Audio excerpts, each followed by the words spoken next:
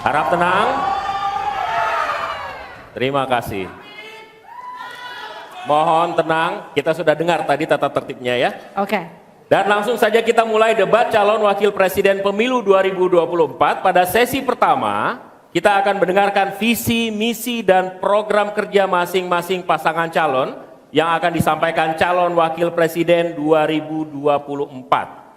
Jika pada debat pertama sebelumnya penyampaian visi misi dimulai dari paslon nomor urut 1, maka debat kali ini kami persilahkan calon wakil presiden nomor urut 2, Bapak Gibran Raka Buming Raka, untuk menyampaikan visi misi dan program kerja.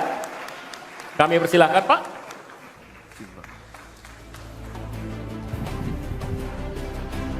Mohon tenang. Kami butuh kerjasamanya, nanti ada waktunya tepuk tangan.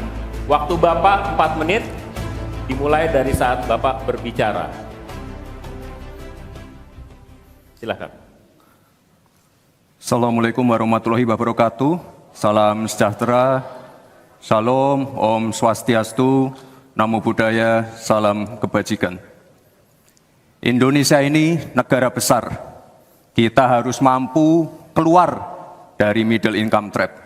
Kuncinya kita harus mampu menaikkan nilai tambah di dalam negeri. Di tengah gempuran resesi global, perang dagang, konflik geopolitik, rata-rata pertumbuhan ekonomi negara kita tetap resilient di rata-rata 5%. Pertumbuhan ekonomi yang berkualitas didukung dengan penurunan angka pengangguran, angka kemiskinan, penurunan angka Gini rasio, dan juga angka inflasi yang terkendali. Bapak Ibu yang saya hormati, teman-teman sesama anak muda, lalu apa agenda ke depan? Kita akan lanjutkan hilirisasi, bukan hanya hilirisasi tambang saja, tapi juga hilirisasi pertanian, hilirisasi perikanan, hilirisasi digital, dan lain-lain. Kita lanjutkan juga pemerataan pembangunan yang tidak lagi Jawa sentris.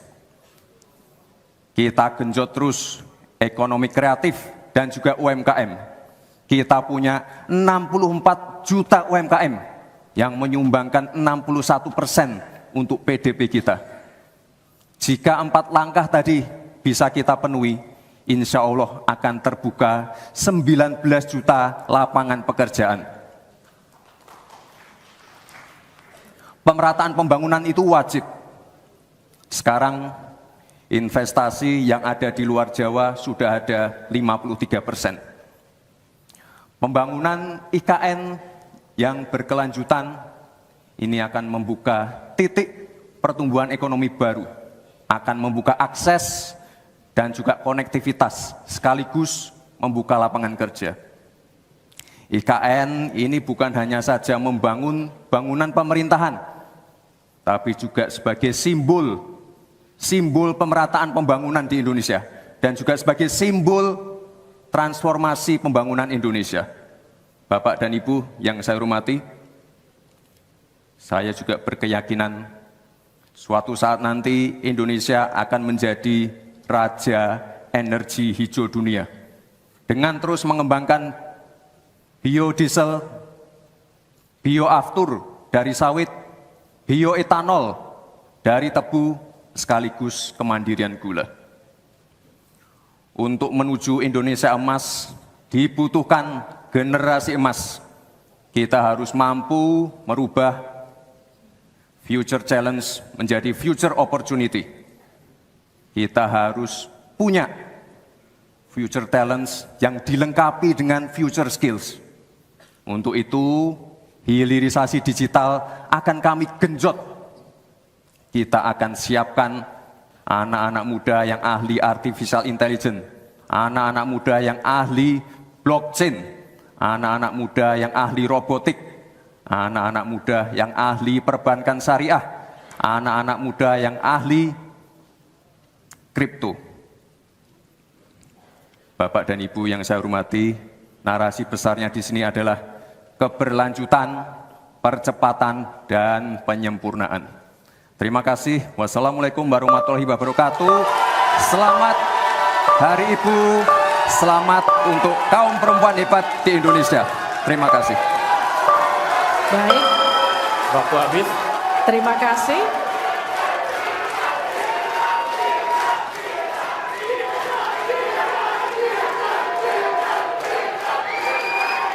Baik, cukup. Boleh tenang. Kita lanjutkan. Cukup ya. Terima kasih Bapak Gibran Raka Buming Raka. Kami persilakan Pak Gibran untuk kembali ke tempat. Kembali dulu Pak. Harap tenang, kita lanjutkan. Selanjutnya kami persilakan calon wakil presiden nomor urut 3, Bapak Mahfud MD, untuk naik ke atas panggung dan menyampaikan visi, misi, dan program kerja. Pak Mahfud, waktu Bapak 4 menit. Kami akan mulai ketika Bapak mulai berbicara. Silakan. Assalamualaikum warahmatullahi wabarakatuh. Waalaikumsalam. Mari kita bersujud semuanya, saudara-saudara di seluruh Indonesia, kepada Ibu kita dalam rangka mengucapkan selamat Hari Ibu 22 Desember 2023 ini. Dan sesudah ini kita lanjutkan pengabdian kita kepada Ibu Pertiwi. Ada yang bertanya kepada kami, mungkin tidak Anda mentargetkan mendapat pertumbuhan ekonomi 7% di dalam 1 tahun. Karena di dalam sejarah reformasi tidak pernah sampai tumbuh sebanyak 7%. Dulu hanya itu dicapai pada tahun 89 sampai 91 di era Orde Baru. Lalu pertanyaan itu saya sampaikan kepada beberapa orang ahli, lalu mereka mengatakan hanya karena kebodohan kita ini tidak bisa menaikkan pertumbuhan ekonomi menjadi 7% karena kita ini kaya raya dengan sumber daya alam dan sumber daya manusia yang hebat. Masalahnya apa? Masalahnya banyak korupsi dan inefisiensi di sektor-sektor pertumbuhan ekonomi, yaitu di sektor konsumsi, belanja pemerintah, ekspor impor, dan investasi. Jadi dengan demikian karena banyak korupsi, dan itu memang betul terjadi. Coba lihat, berdasar hasil SIGI, Transparansi Internasional, korupsi terjadi di lembaga legislatif, eksekutif, dan yudikatif secara besar-besaran. Korupsi juga terjadi di 3 metra alam kita ini. Kita menginjak bumi, ada korupsi di tanah dan pertambangan. Kita ke laut, ada korupsi di masalah kelautan. Kita melihat udara, pesawat terbang kita, ternyata di udara juga banyak korupsi. Akibatnya apa? Rakyat miskin. Saya ketemu dengan seorang bernama Teddy dan Joni di Padang. Seorang atau 2 orang pegawai angkutan perusahaan truk menyatakan tidak pernah bisa mendapat subsidi minyak yang disediakan oleh negara karena tidak pernah sampai di korupsi.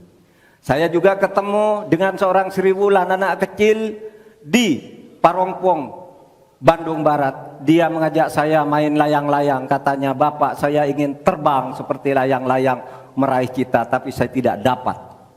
Kemudian saya ingat pulau saya, Madura. Di Madura itu kaya dengan gas alam, tetapi sampai sekarang tidak pernah dioptimalkan untuk dimanfaatkan. Maka kuncinya adalah bagaimana kita memberantas korupsi.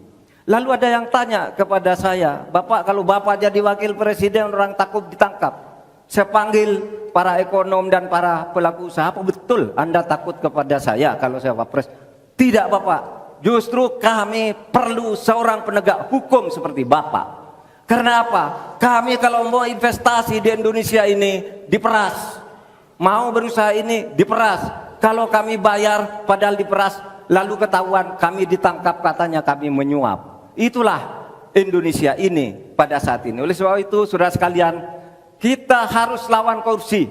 Memembang istilah anak muda, "Hai koruptor, kutabrak kau. Hai wir, mundur kau wir. Nah korupsi, setabrak." Saudara sekalian, ini semua dalam rangka agar terjadi pemerataan seperti ketentuan pasal 3 Undang-Undang Dasar. Di Al-Quran disebut kaila yakuna dolatan bainal. Jangan biarkan Kekayaan itu hanya beredar di antara Mohon orang maaf, kaya. waktu Bapak Selesai. habis. Baik, terima kasih Pak Mahfud. Silahkan kembali Pak.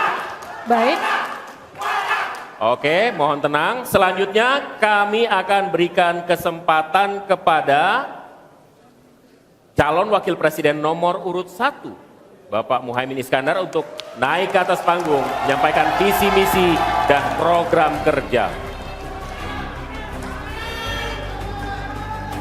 Mohon tenang. Waktu Anda 4 menit Pak, dimulai dari Anda menyampaikan gagasan Anda. Assalamualaikum warahmatullahi wabarakatuh. Selamat malam, salam sejahtera untuk kita semua. Harusnya saya bicara pada debat yang pertama. Tapi hari ini saya sungguh bersyukur akhirnya bisa bertemu. Tapi jangan salah paham, bukan karena saya ambisi jadi presiden, tapi karena saya punya pelajaran yang penting selama saya berjuang di politik. Apa itu?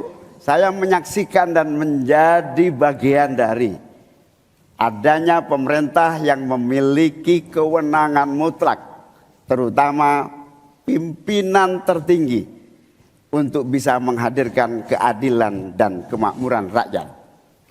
Inilah yang disebut sebagai selepet, menjadi bagian dari kewenangan untuk menghadirkan kemakmuran dan keadilan. Selepet itu seperti sarung yang saya bawa ini.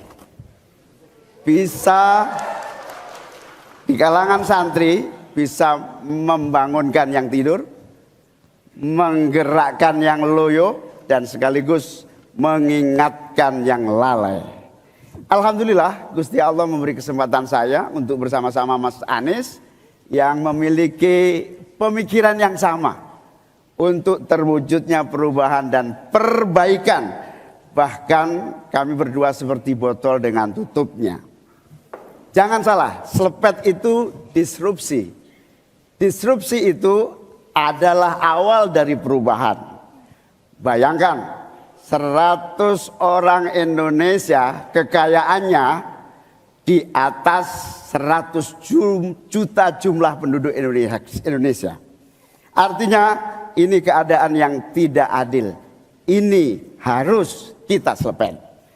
Kita juga harus punya keyakinan bahwa 100 orang yang kaya ini kita pajakin bersamaan dengan kita turunkan pajak kelas menengah di Indonesia.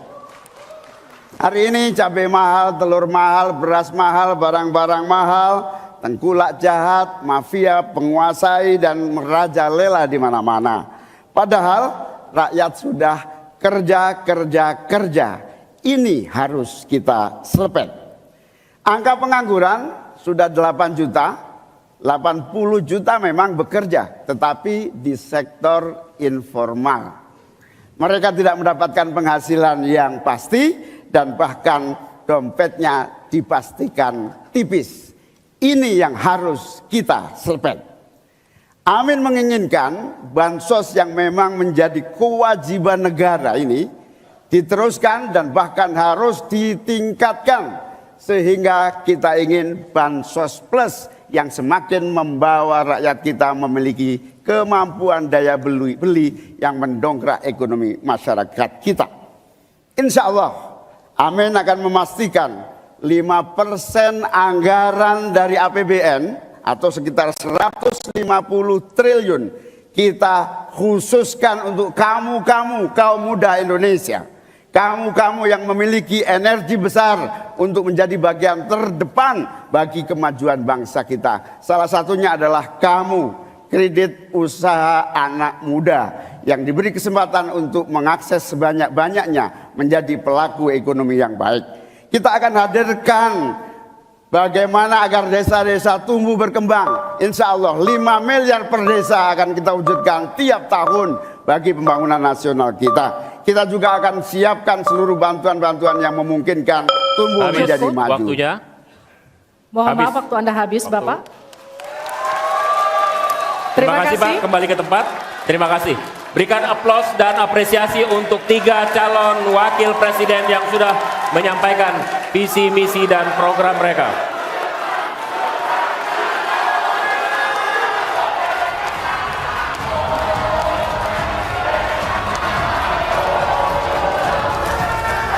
Baik, cukup. Oke. Cukup, tahan dulu. Saudara, kita akan jeda sejenak. Dan usai jeda, pada segmen berikutnya kita akan memperdalam visi misi dan program kerja para calon wakil presiden yang telah disampaikan tadi. Untuk itu tetap bersama kami di debat kedua calon wakil presiden pemilu 2024.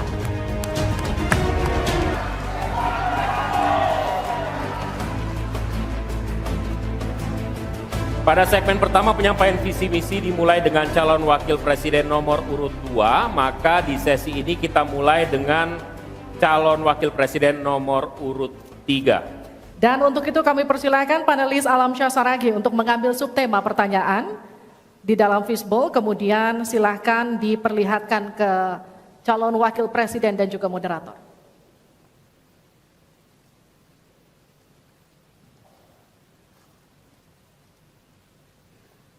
Dimasukkan ke tempat yang kosong, tidak apa-apa Pak.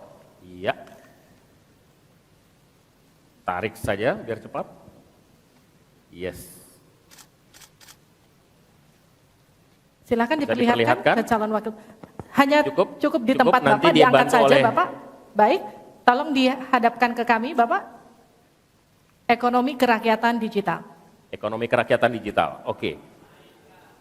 Kami akan undang kemudian Bapak Aditya Wardono untuk mengambil undian daftar pertanyaan dari fishbowl. Apakah A, B, atau C? Silakan dibuka Pak. Yes. C. Jadi ekonomi kerakyatan digital C. Kita akan buka amplop pertanyaan, Bapak, masih disegel amplopnya. Dan kami ingatkan kepada calon wakil presiden untuk mendengarkan dengan seksama, karena pertanyaan hanya akan dibacakan satu kali.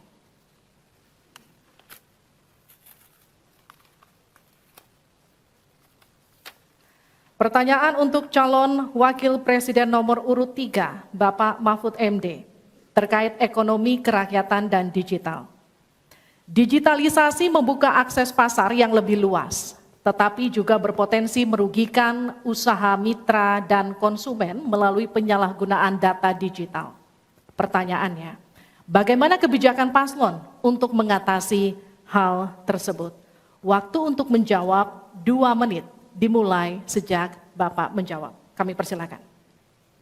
Baik, kalau kebijakan data digital yang terakhir ini kita sudah punya 2 undang-undang yang baru, yaitu Undang-Undang PDP dan Undang-Undang ITE yang baru saja diresmikan. Tapi lebih dari itu, menurut saya digital atau ekonomi digital ini tidak bisa dihindarkan oleh siapapun. Oleh sebab itu, ya kita tidak bisa menolaknya, tetapi harus berhati-hati karena terjadi disrupsi yang luar biasa dalam perkembangan digital ini. Saya menangani kasus misalnya pinjol, di mana rakyat menjadi korban dari kegiatan ekonomi digital. Ada kripto misalnya. Kasus pinjol itu sendiri sungguh sangat problematik. Kenapa? Karena dia dibuat secara hukum perdata melalui gadget. Rakyat yang tidak tahu langsung bilang, kamu mau pinjam uang sekian? Yes. Bunganya sekian? Yes. Kalau tidak bayar sekian? Yes. Itu perdata. Dan itu banyak yang menjadi korban. Banyak yang sampai bunuh diri. Ada seorang dari Semarang, seorang guru, meminjam hanya 500 ribu, kemudian hutangnya menjadi 240 juta karena selalu bertambah bunganya. Kemudian ada yang sampai bunuh diri.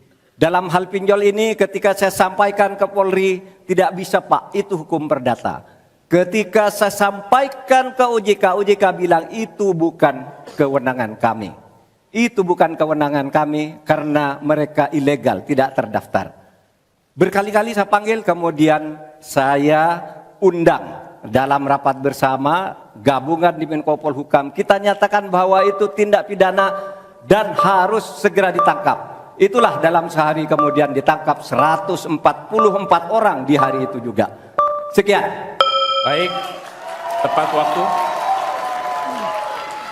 Selanjutnya kami berikan kesempatan kepada calon wakil presiden nomor urut 1 untuk memberikan tanggapan atas jawaban yang disampaikan oleh Pak Mahfud tadi. Silahkan Pak Muhaimin, waktu Anda 1 menit.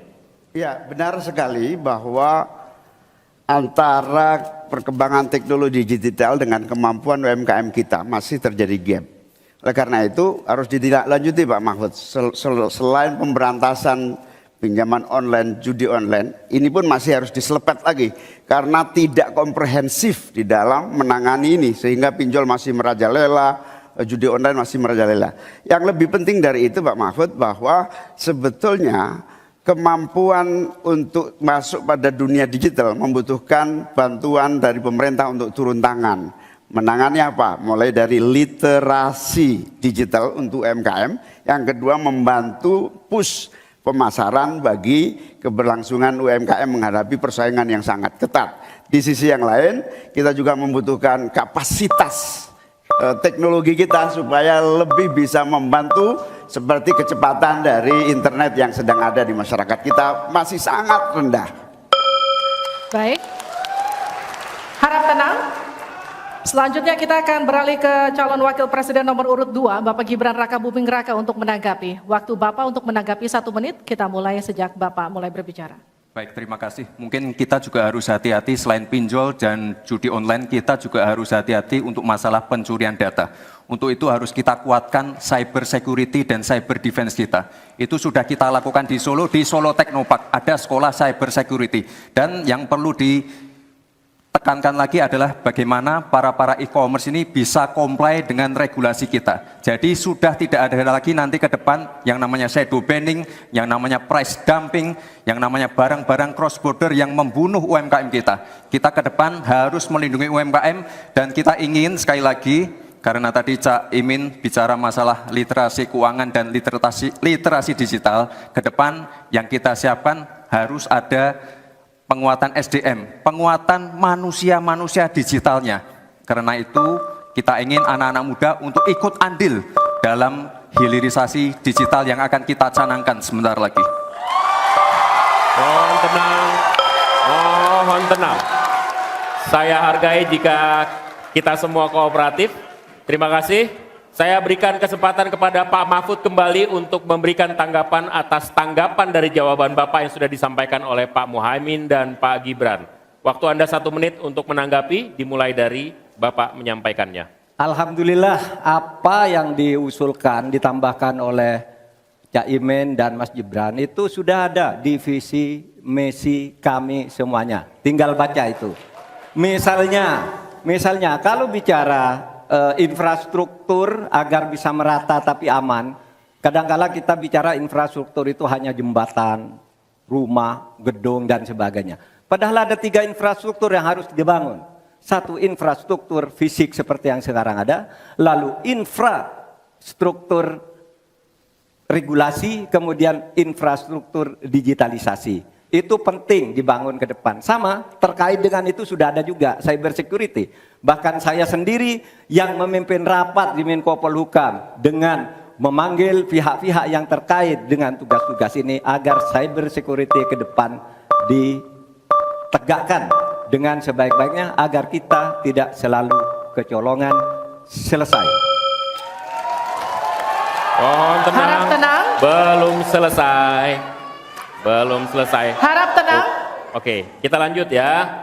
Kita lanjutkan. Selanjutnya kita beralih ke pertanyaan kedua untuk calon wakil presiden nomor urut 1, Bapak Muhaimin Iskandar. Untuk itu kami persilakan panelis Bapak Agustinus Prasetyantoko untuk mengambil subtema pertanyaan. Bapak, di dalam fishbowl silakan diperlihatkan selanjutnya ke calon wakil presiden dan ke moderator.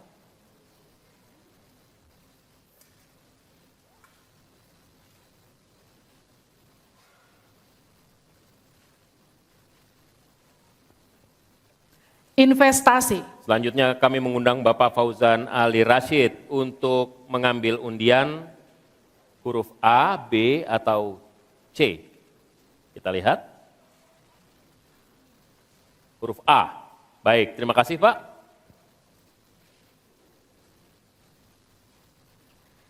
Kita buka amplop sesuai dengan undian yang didapat dan kita lihat masih tersegel Bapak. Kami ingatkan kembali untuk mendengarkan dengan seksama karena kami hanya akan membacakan pertanyaan satu kali.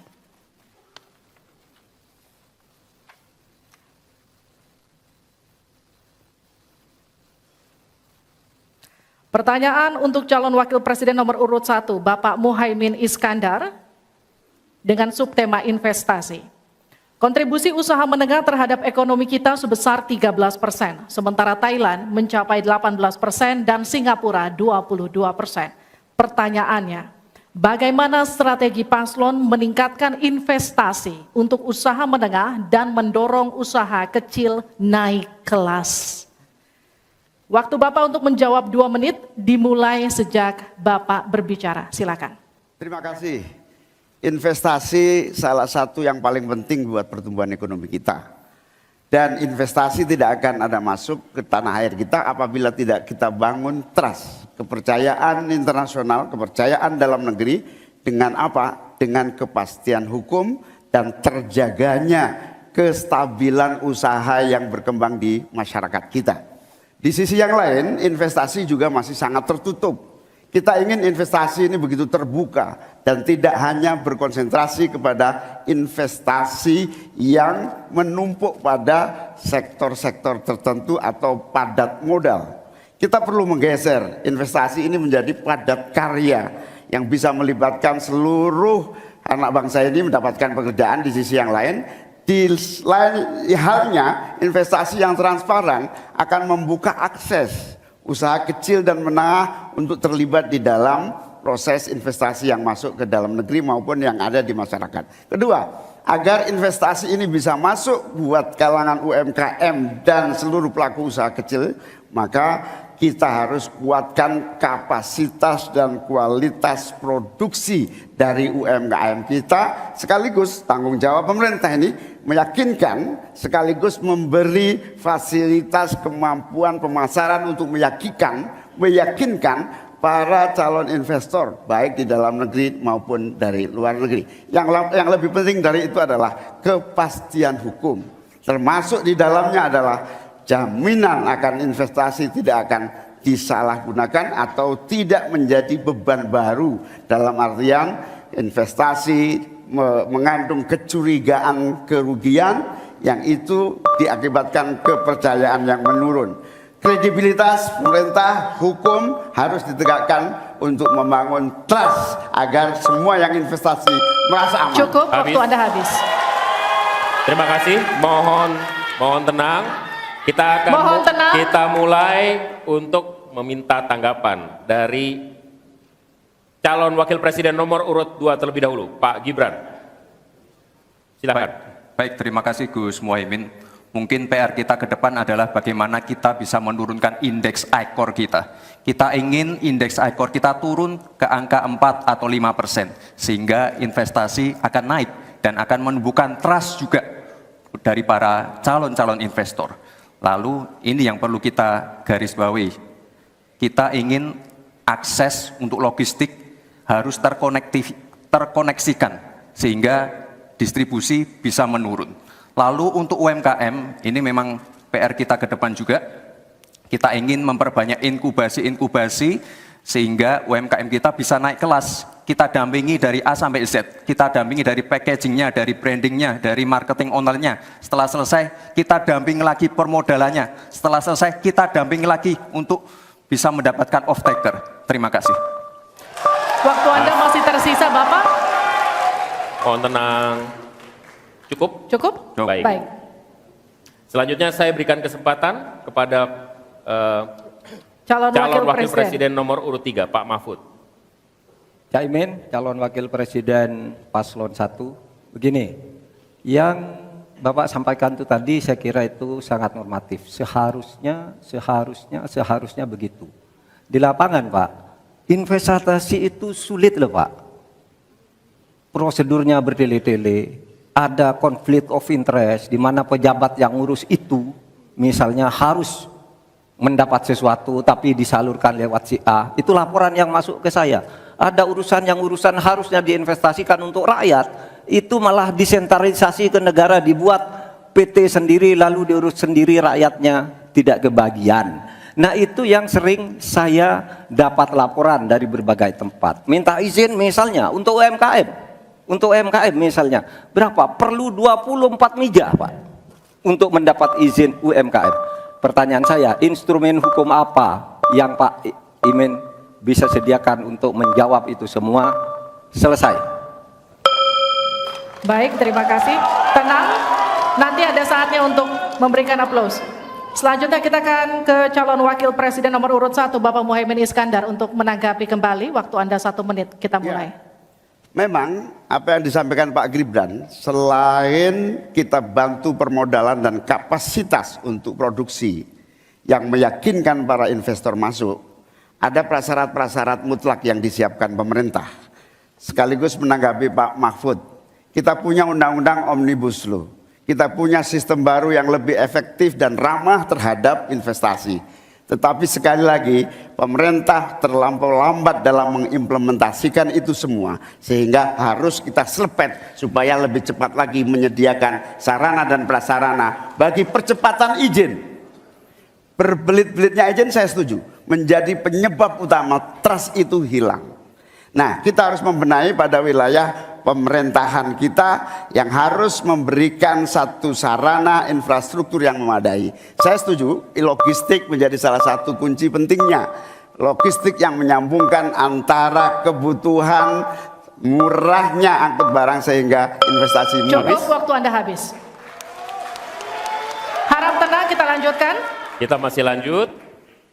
Selanjutnya kita akan beralih ke pertanyaan untuk calon wakil presiden nomor urut 2, Bapak Gibran Rakabuming Raka. Untuk itu kami persilahkan panelis Ibu Henry Saparini untuk mengambil subtema. Silakan Ibu. Dan silakan diperlihatkan kepada calon wakil presiden dan juga ke moderator.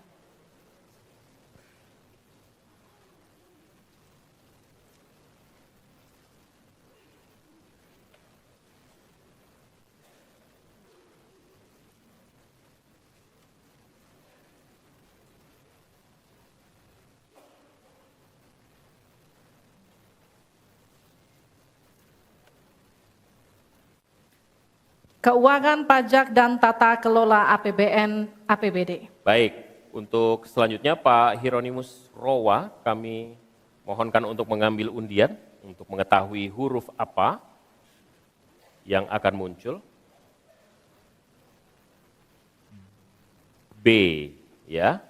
Baik, terima kasih. Kita akan ambil dan buka amplop pertanyaan sesuai dengan undian dan silakan, amplopnya masih tersegel. Kami ingatkan kembali, mohon disimak baik-baik karena kami hanya akan membacakan pertanyaan 1 kali.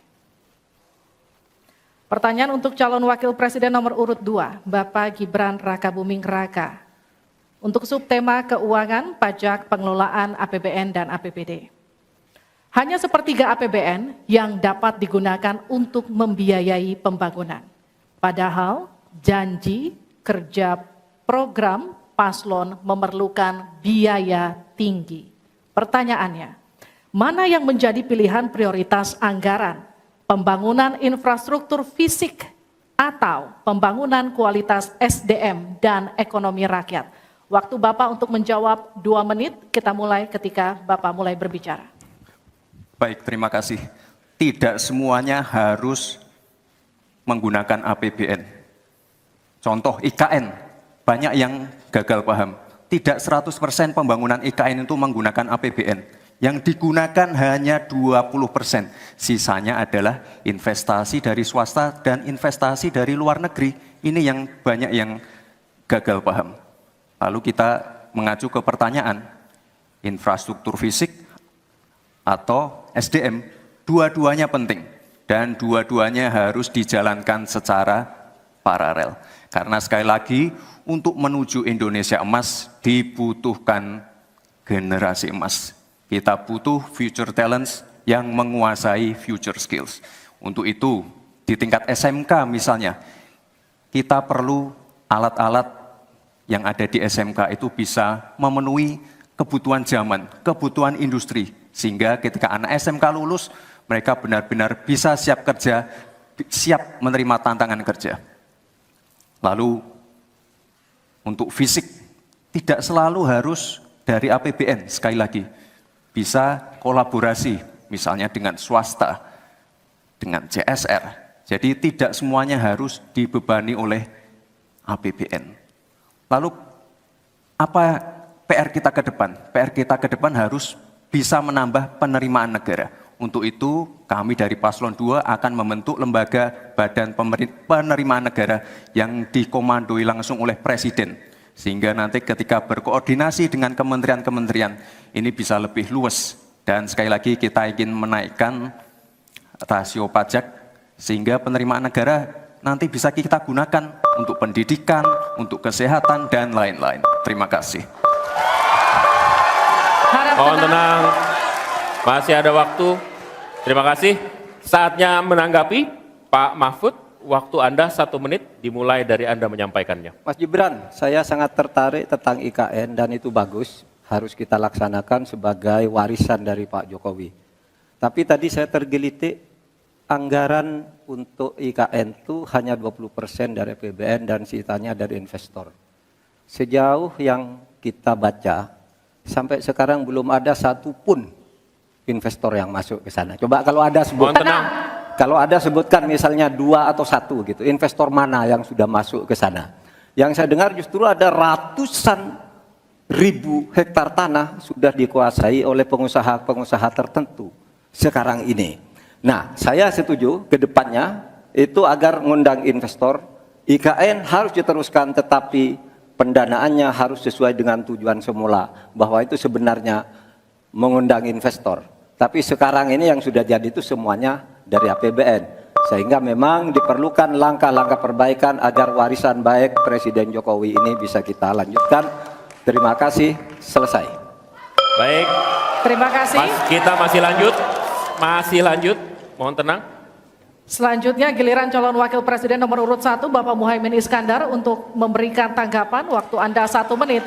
Kita mulai ketika Anda mulai berbicara. Mohon tenang dulu. Iya. Saya baru tahu kalau boleh di sini juga. Supaya lebih dekat sama panelis. Bisa mulai.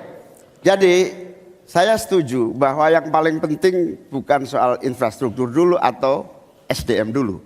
Yang paling penting dari ini adalah kemampuan membaca skala prioritas.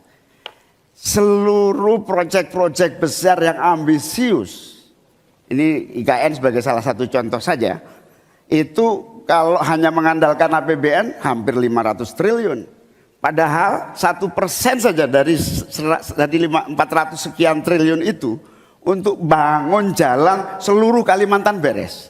Membangun seluruh kota-kota di Kalimantan beres. Dan yang paling penting infrastruktur yang untuk SDM 3% aja dari seluruh anggaran IKN itu bisa membangun sekolah dengan baik di seluruh Kalimantan. Itu contoh kemampuan mengambil skala prioritas. Oleh karena itu skala prioritas sangat penting. Mohon tenang. Sekarang kita berikan kesempatan kepada Pak Gibran untuk menanggapi atas tanggapan yang sudah disampaikan. Silakan. Baik, saya izin menanggapi Gus Muhaimin dulu.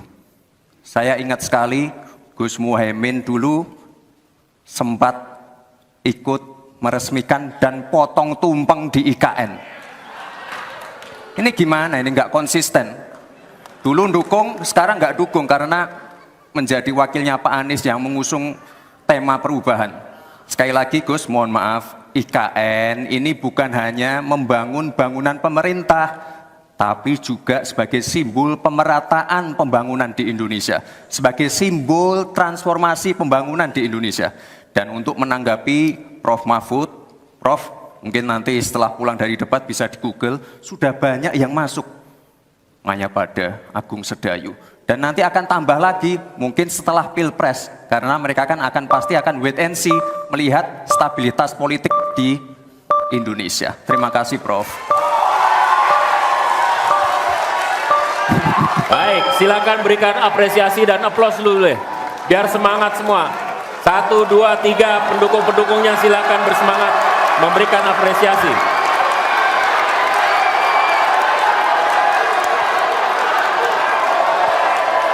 Kita masih akan lanjutkan debat ini di sesi selanjutnya, masih tentang uji panelis yang dilakukan dalam bentuk pertanyaan yang akan disampaikan. Tetaplah bersama kami di debat kedua calon wakil presiden pemilu 2024. Masih di debat kedua calon wakil presiden pemilu 2024, kami undang Pak Muhaimin, Pak Gibran, dan Pak Mahfud untuk tetap ada di podium.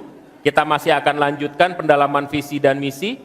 Pak, silakan maju. kembali. Pak Muhaimin, Pak Mahfud, Pak Gibran, dan Pak Mahfud untuk kembali kita masih menempati dalam podium. sesi pendalaman visi misi program kerja. Harap tenang. Melalui pertanyaan yang telah dibuat oleh para panelis.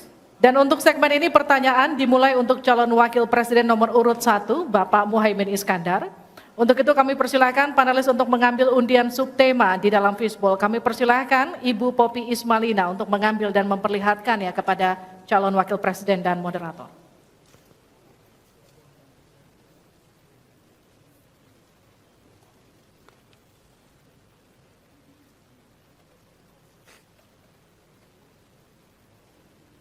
Silakan diperlihatkan. Oke. Perkotaan. Baik, selanjutnya Ibu Retno Agustina Eka Putri untuk mengundi huruf A, B, atau C.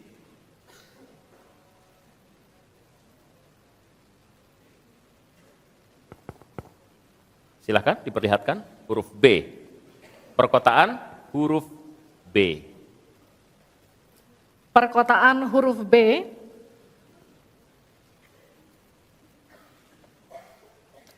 Kita akan buka amplop pertanyaan yang masih disegel. Dan kami kembali ingatkan kepada para calon wakil presiden untuk mendengarkan dengan seksama, karena kami hanya akan membacakan pertanyaan satu kali. Pertanyaan untuk calon wakil presiden nomor urut 1, Bapak Muhaimin Iskandar. Dengan subtema perkotaan. 56% penduduk Indonesia tinggal di perkotaan dan mencapai lebih dari 70% di tahun 2045. Permasalahan akan semakin kompleks, seperti transportasi publik, sampah, dan kawasan kumuh. Pertanyaannya, bagaimana strategi paslon menyiapkan instrumen fiskal khusus untuk mengatasi masalah tersebut? Waktu Bapak untuk menjawab 2 menit. Kita mulai ketika Bapak mulai berbicara. Silakan. Terima kasih. Perkotaan ini menjadi kebutuhan untuk terus menjadi bagian dari pembangunan nasional kita. Di antara kebutuhan pokok dari perkotaan ini adalah infrastruktur yang memadai. Dan dalam kerangka agar tidak terjadi penumpukan penduduk di dalam satu perkotaan, maka pembangunan perkotaan harus dibikin merata di berbagai tempat. Kami memiliki satu tekad bahwa di dalam pemerintahan yang akan datang minimal harus dibangun 40 kota baru yang selevel dengan Jakarta.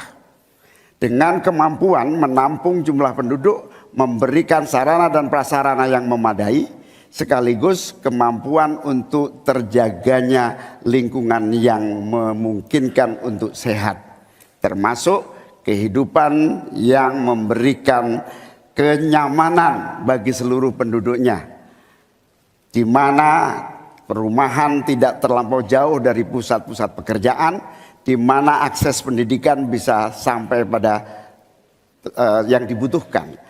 Sementara fiskal yang dibutuhkan, kita harus pandai-pandai mengambil prioritas. Sekali lagi, kita bukan setuju atau tidak setuju IKN. Yang paling penting adalah prioritas kepemerataan dan keadilan agar terbangun kota-kota sehingga sarana air bersihnya terwujud. Balikpapan kasihan, Banjarmasin kasihan, Pontianak kasihan. Karena apa? Kota-kota ini dalam waktu singkat bisa kita sulap menjadi lebih baik. Karena apa? Fiskal yang kita sediakan dirata adilkan di masing-masing perkotaan. Terakhir, bahwa perkotaan membutuhkan pendanaan, kita harus libatkan investasi swasta yang kita beri kepercayaan lebih baik lagi. Terima kasih. Saya berikan kesempatan kepada Pak Gibran, Tenang. Cawapres nomor 2 untuk menanggapi, waktu Anda 1 menit. Silahkan. Gus Muhaimin ini agak aneh ya. Pengen bangun kota selevel Jakarta tapi nggak setuju sama IKN. Tapi ya monggo lah ya, nggak apa-apa. Yang jelas untuk permasalahan perkotaan kita harus menggarap transportasi umumnya. Kita pastikan transportasi umum ini aman, nyaman, terutama bagi kaum disabilitas, lansia, dan anak-anak. Lalu kita pastikan transportasi umum ini ada digitalisasinya. Sekarang kan sudah ada teman bus. Nah ini harus kita replikasi di beberapa kota juga.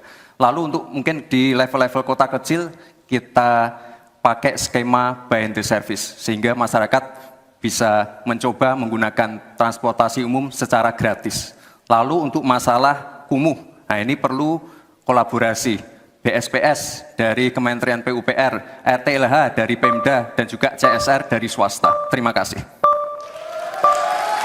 Harap tenang. Terima kasih. Waktu Anda masih tersisa? Habis? Cukup. Ya. Selanjutnya calon wakil presiden nomor urut 3, Bapak Mahfud MD untuk menanggapi. Waktu untuk menanggapi 1 menit Bapak. Kita akan mulai ketika Bapak mulai berbicara. Silakan.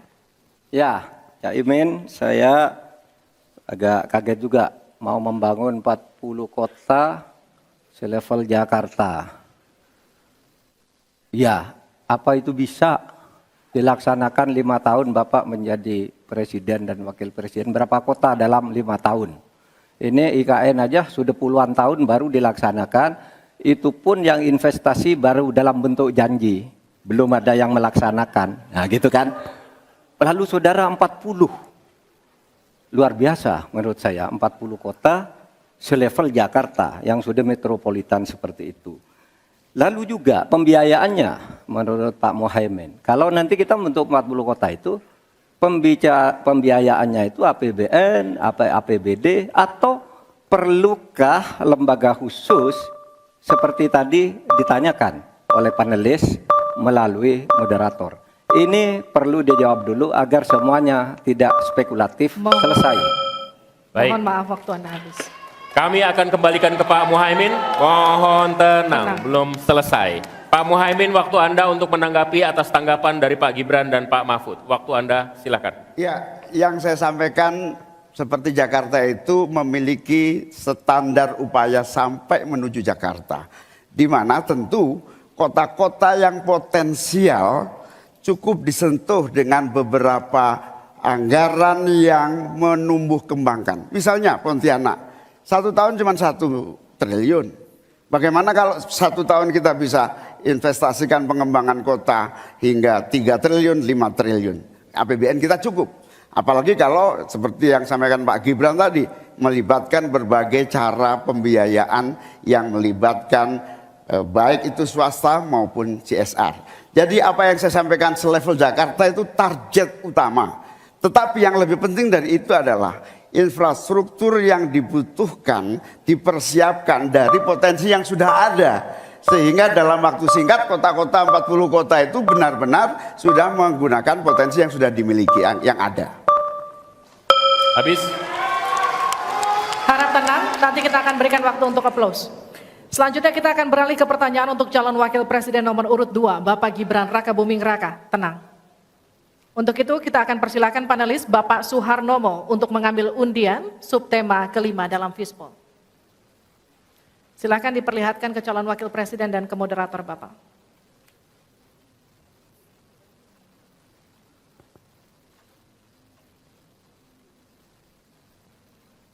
Infrastruktur. Pak Tauhid Ahmad, kami undang untuk mengundi huruf A, B, atau C. C.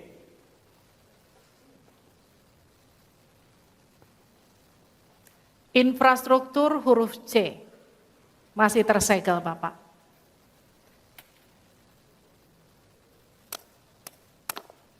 Mohon didengarkan dengan seksama karena kami hanya akan membacakan 1 kali.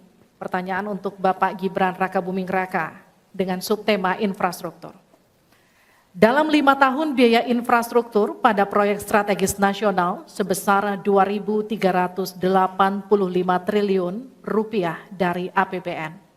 Sementara untuk infrastruktur sosial seperti sanitasi dan air bersih masih memprihatinkan.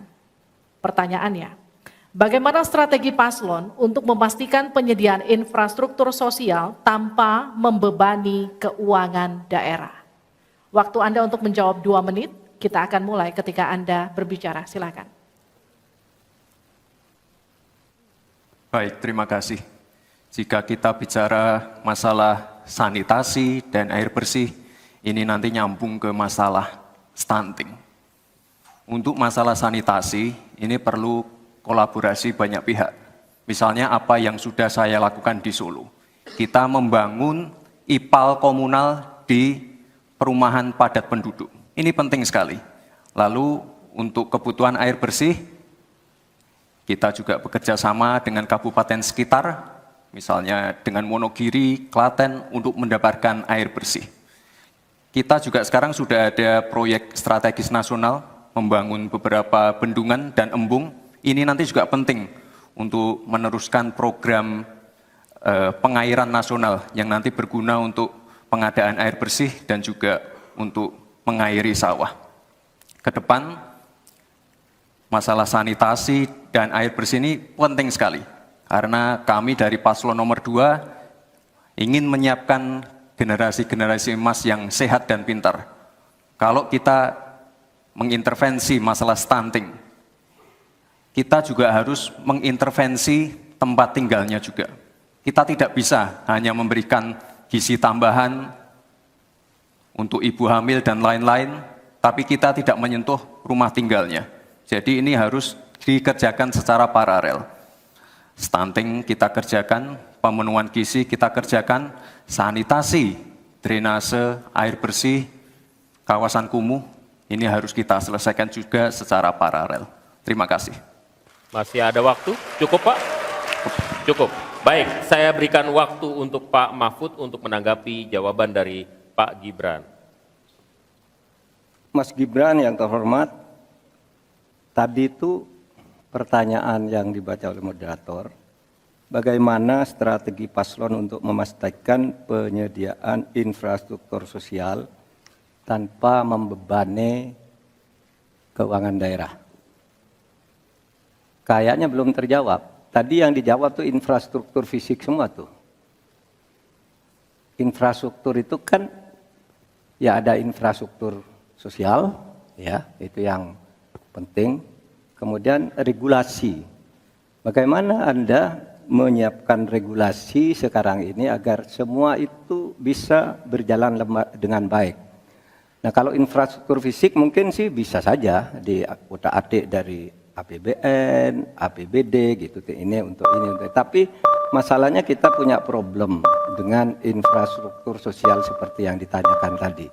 Nah itu saya kira yang perlu dijelaskan lebih jauh. Selesai. Waktu Anda habis, baik kita akan ke calon wakil presiden nomor urut 1 Bapak Muhaimin Iskandar untuk menanggapi, waktunya 1 menit. Infrastruktur yang disampaikan Pak Gibran menjadi bagian dari yang perlu disediakan. Tapi infrastruktur sosial atau infrastruktur kerakyatan, pada dasarnya kita bisa melibatkan semua pihak untuk hadir dan memberikan solusi. Contohnya infrastruktur gedung-gedung sekolah yang memberikan kesehatan, kecerdasan bagi masa depan anak didik kita. Apa yang bisa kita lakukan? Misalnya kita bebaskan pajak buat seluruh penyelenggara pendidikan supaya fiskalnya terpenuhi, supaya pendidikan bisa terjangkau, sehingga semua bentuk pendidikan, semua bentuk yang berkaitan dengan pencerdasan kehidupan masyarakat kotanya, maka dibebaskan pajaknya. Ini seperti yang sudah dilakukan di Jakarta, yang ini bisa kita tarik ke tingkat nasional. Infrastruktur sosial tercipta dengan pemerintah memberi fasilitas yang memadai. Cukup Bapak? Cukup. Baik. Kita stop, countdown. Tenang. Saya berikan kembali waktu untuk Pak Gibran untuk menanggapi atas tanggapan dari Pak Mahfud dan Pak Muhaimin.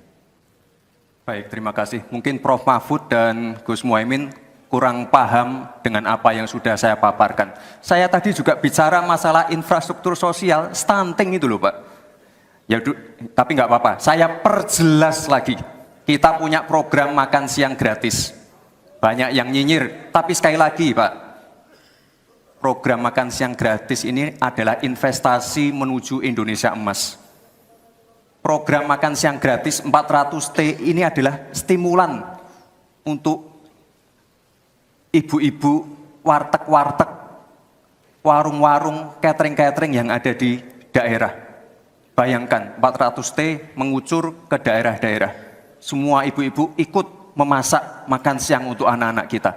Itu Pak yang saya maksud dengan infrastruktur sosial. Program makan siang gratis, investasi ke depan untuk menuju Indonesia emas. Terima kasih. Tenang. Baik, kita akan masih lanjut. lanjutkan. Harap Kita tenang, masih kita lanjut. akan lanjutkan. Selanjutnya kita akan beralih untuk pertanyaan calon wakil presiden nomor urut 3, Bapak Mahfud MD. Untuk itu kami persilakan panelis Bapak Yose Rizal Damuri untuk mengambil undian subtema ke-6 dalam Fishbowl.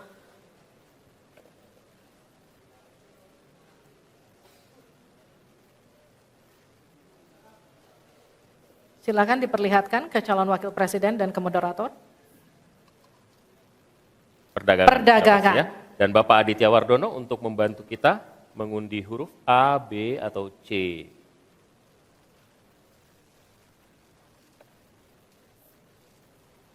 Perdagangan C. Terima kasih. Perdagangan huruf C, Pak Mahfud. Masih tersegel.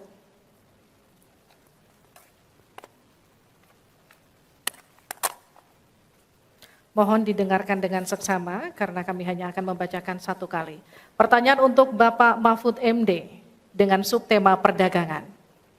Untuk meliberalisasi perekonomian, Indonesia telah meratifikasi lebih dari 25 perjanjian perdagangan bebas.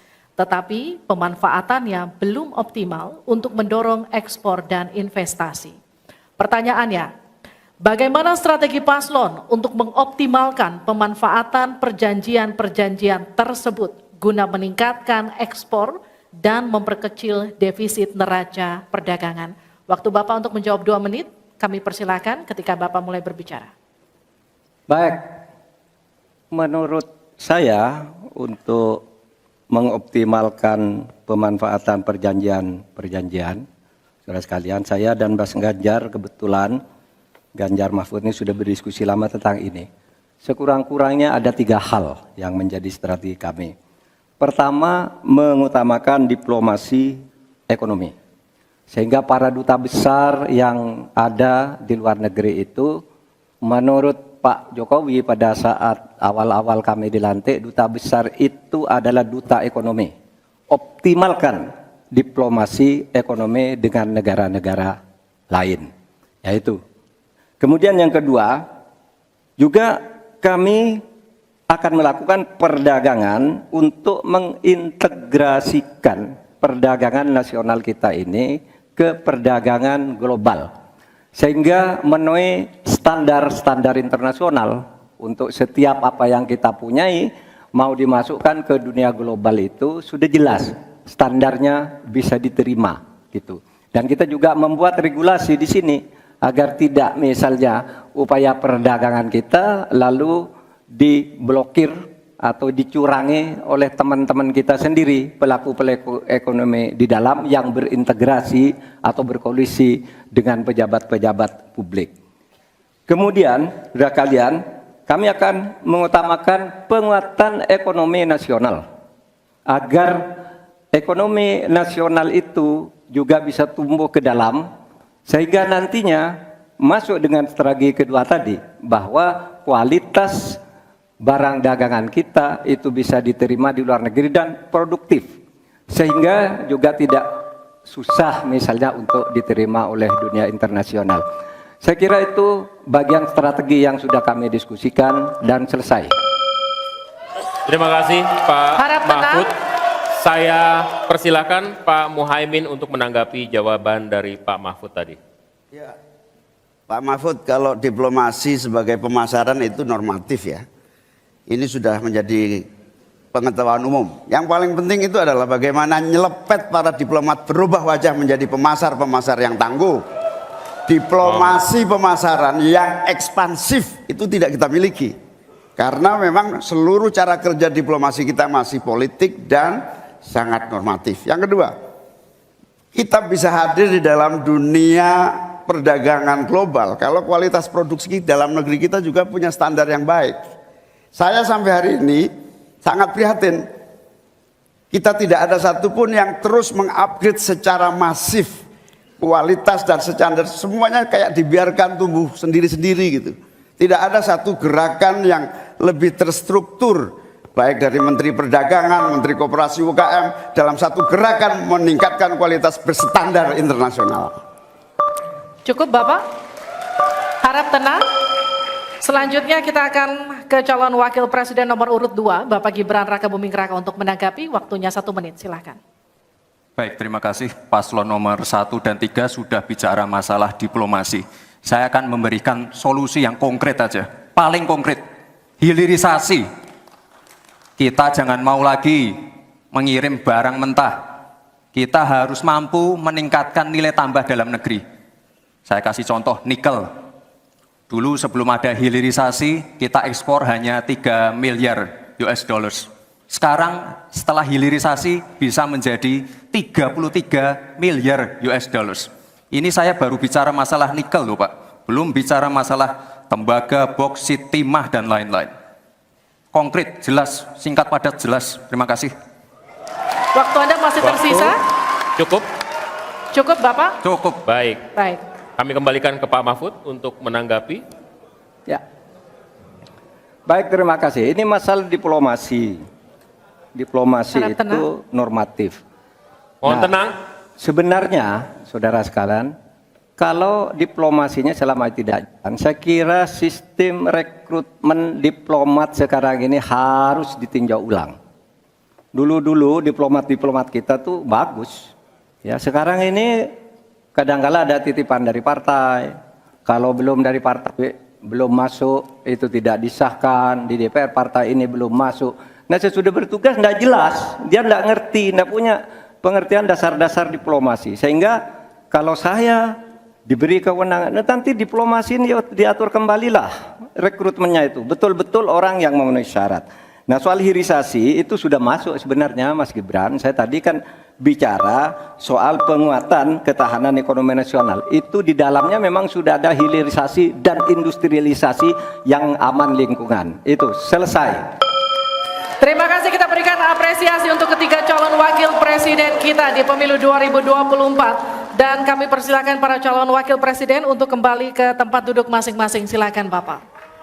Di segmen selanjutnya, ini seharusnya segmen yang kita tunggu-tunggu karena setelah ini mereka akan saling bertanya dan memberikan tanggapan. Interaksi antar kandidat akan dapat Anda saksikan di segmen selanjutnya dalam debat kedua calon wakil presiden pemilu 2024.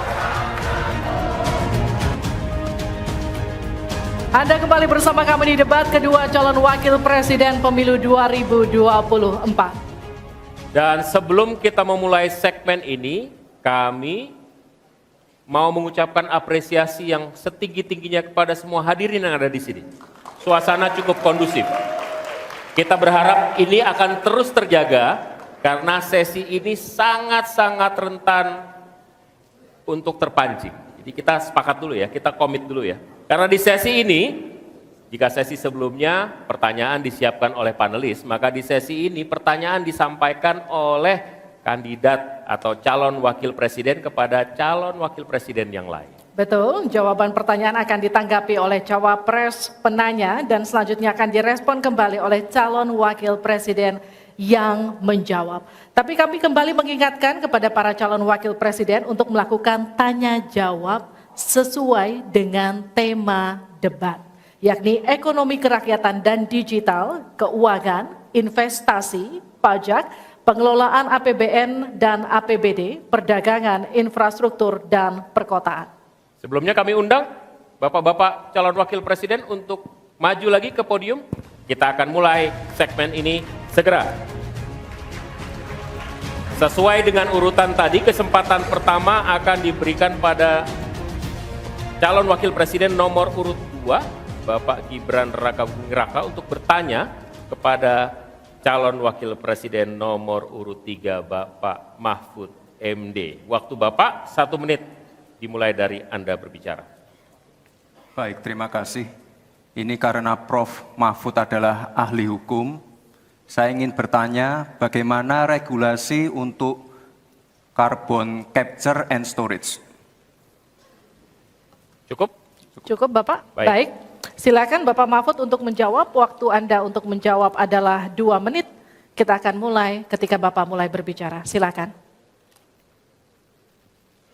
Baik, Mas Gibran yang terhormat, regulasi itu kalau orang ahli regulasi itu tidak harus spesifik satu persatu itu kecuali proyek pembuatan regulasi itu sudah ada, ya. Proyek pembuatan regulasi sudah ada. Kita harus buat ini baru dibuat regulasinya bagaimana? Bagaimana cara regulasinya? 1, membuat naskah akademik dulu. Naskah akademiknya apa? Naskah akademik itu kalau mengikuti pola yang sederhana aja, pakai aja kasus RUKTP namanya. Kalau di dalam ilmu perundang-undangan itu, misalnya regulasi yang sudah ada bagaimana, kalau belum ada bagaimana. Kemudian opportunity-nya bagaimana. Kemudian kapasitas lembaganya bagaimana. Kemudian komunikasi publiknya bagaimana. Kemudian ideologisnya bagaimana. Itulah yang disebut RUKTP dan prosedur tentu saja. Nah itu yang akan kita buat. Kalau saya ditanya bagaimana mengatur soal regulasi undang-undang tentang karbon dan sebagainya, bukan hanya karbon dan itu. Jadi itu yang akan kita lakukan. Tetapi sebenarnya ya, yang terpenting itu bagi saya apapun yang akan kita bangun itu kan harus ada sistem pengawasan keuangan. Barangkali Mas Gibran sudah tahu atau belum tahu juga karena ini baru. Pada tanggal 9 Desember kemarin itu sudah ada sebuah sistem SIPD namanya, Sistem Informasi Pemerintahan Daerah, yang itu mengaitkan dengan APBN dan sebagainya, sehingga ada pengawasan terhadap uang itu mulai dari perencanaan, pelaksanaan sampai evaluasi dan sebagainya. Nah itu saya kira pedoman utamanya. Selesai. Cukup. Baik. Harap tenang. Masih belum Kita selesai. lanjutkan. Ini masih belum selesai nih. Kami berikan kesempatan kembali kepada Pak Gibran untuk menanggapi. Baik, terima kasih Pak. Kalau masalah SIPD ya tentu saya tahu Pak. Saya kan wali kota Pak. Saya pasti pakai SIPD untuk perencanaan anggaran kami Pak. Tapi kembali lagi ke pertanyaan saya Pak. Pak Prof. Mahfud menjawab 2 menit. Tapi pertanyaan saya belum dijawab sama sekali Pak. Apa regulasinya Pak untuk carbon capture and storage? Simple sekali Pak pertanyaan saya Pak. Mohon dijawab Pak. Dijawab sesuai pertanyaan yang saya tanyakan Pak. Nggak perlu ngambang kemana-mana Pak. Terima kasih. Baik, cukup ya Pak ya. Kita lanjutkan. Silakan Pak Mahfud. Jadi begini Mas Gibran, di dalam ilmu hukum, misalnya saya tanya kepada Anda sekarang ya, bagaimana cara membuat aturan tentang antariksa nasional? Anda pasti tidak tahu.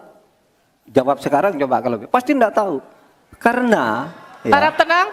karena hukum itu perlu masalahnya dulu apa yang mau dibuat. Itulah kemudian dibuat naskah akademik menurut peraturan yang sekarang ada. Di dalam Perpres itu disebutkan buat naskah akademik. Nah, akademik itu nanti dinilai bersama lalu dibahas gitu, rame-rame. Nah, naskah akademik itulah yang akan menentukan bagaimana prosedur, kemudian bagaimana sebenarnya materi-materi yang diperlukan untuk itu, apakah ini sudah ada yang ngatur cuma namanya berbeda atau tidak. Nah itu semua kalau Anda tanya, gimana sih cara membuat peraturan? Ya gampang, sesederhana itu aja kalau Anda ditanyakan hal baru.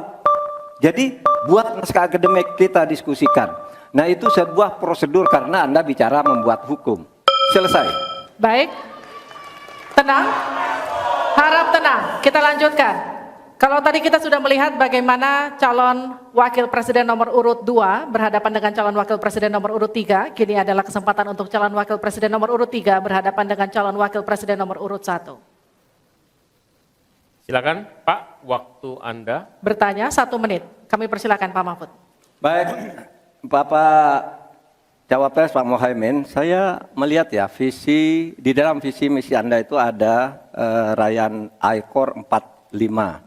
Efisiensi akan meningkat. Nah, Pak, kalau itu bisa dicapai, seperti di tahun 8991, maka pertumbuhan ekonomi kita ini bisa mencapai 7% loh. Kalau 4 saja, Anda punya visi targetnya itu ekornya 4 sampai 5. Padahal pertumbuhan dengan 4 saja itu bisa 7% pertumbuhan ekonomi nasional. Sehingga dengan demikian saya kok jadi ingin tahu kenapa di dalam visi misi Anda tingkat pertumbuhan yang ditargetkan hanya 5 sampai 6,5. Kok tidak berani 7? Kalau 4 apalagi sampai 5, seharusnya berani sampai 7 selesai. Silakan, waktu Anda 2 menit. Terima kasih. Kalau membuat target pertumbuhan bisa saja 7-8% bisa saja. Tetapi yang ingin kita wujudkan adalah pertumbuhan yang berkualitas dan inklusif. Di mana setiap pertumbuhan itu memiliki apa yang disebut sebagai dampak langsung di dalam penyerapan tenaga kerja, di dalam peningkatan pendapatan masyarakat, di dalam satu percepatan pemerataan pembangunan.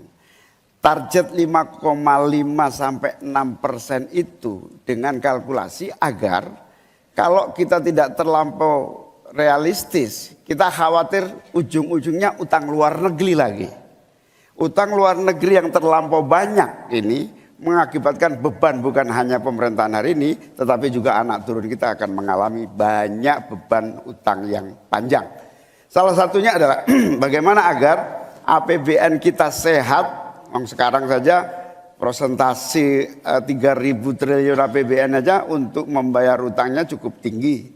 Sehingga mengurangi tidak kurang dari 20% APBN kita untuk membayar utang luar negeri.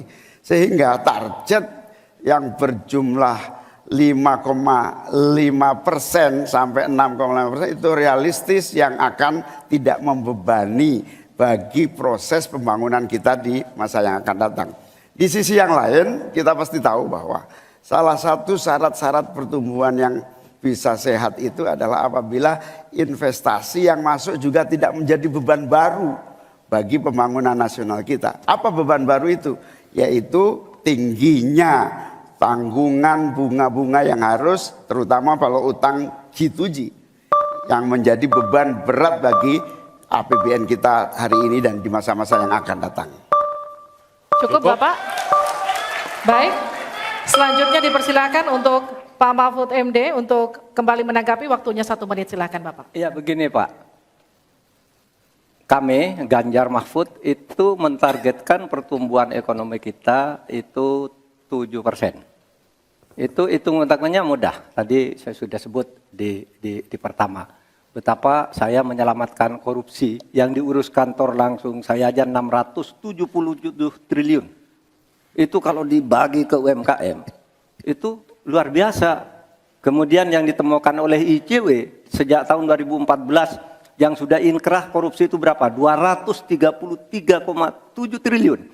Nah ini kalau kita pangkas melalui penegakan hukum yang benar, ini bisa mencapai 7. Tapi Anda menyimpang dari rumus yang selama ini terjadi. Kalau Anda berani dengan ekor 4 saja, Anda pasti bisa 7%.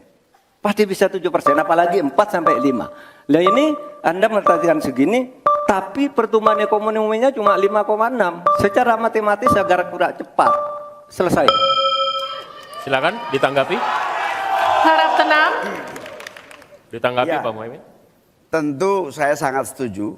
Bukan hanya pemberantasan korupsi yang membawa pemasukan bagi APBN kita, menjaga kebocoran APBN kita, tetapi juga pendapatan negara bukan pajak yang juga menjadi bagian dari andalan. Akan tetapi kita juga harus realistis bahwa 7% itu bisa jadi cuma omong kosong, di mana kenyataannya setelah APBN kita jalan sampai hari ini aja 5% yang diterapkan oleh pemerintah hari ini juga masih mengalami banyak kontraksi.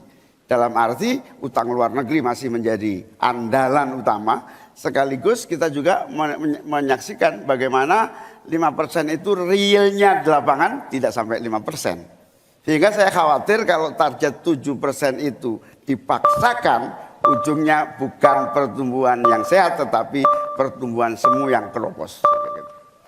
Baik, Tenang, kita lanjutkan. ya. Interaksi antara 3 dan 1 sudah selesai. Sekarang giliran interaksi antara 1 dan 2.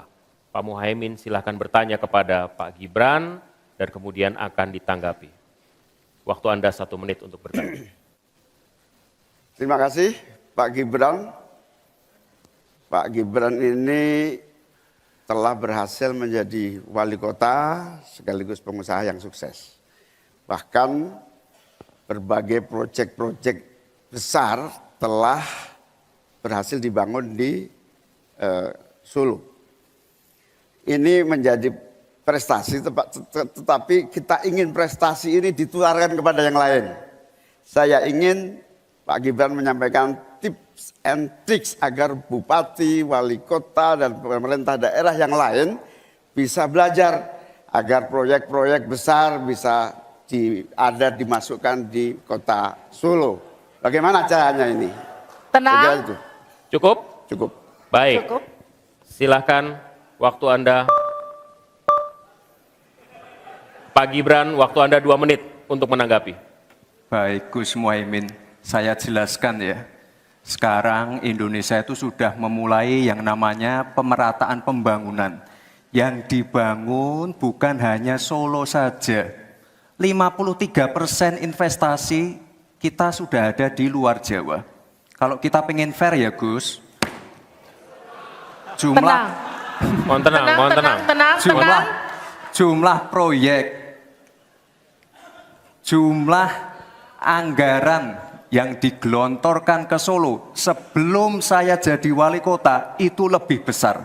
Saya tahulah ini arah pertanyaannya kemana. Tapi yang jelas ini Gus, apa yang sudah dibangun, yang kita lihat bukan bangunan fisiknya saja, tapi kita lihat impact-nya ke warga. Bangun masjid menggunakan CSR dari Abu Dhabi. Impact-nya apa?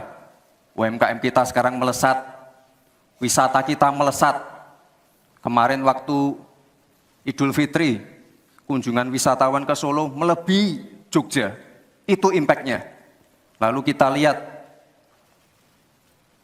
kita punya kebun binatang Solo Safari, tidak pakai APBN. Masjid tidak pakai APBN. Tapi impact-nya apa? Impact-nya ke masyarakat. Jadi yang kita lihat ini Gus, tidak perlu tendensius seperti itu. Kita lihat impact-nya ke warga seperti apa? UMKM meningkat, kesejahteraan meningkat, lapangan pekerjaan terbuka. Itu yang kita lihat Gus. Jadi tidak melihat, oh ini dianak emaskan. Enggak.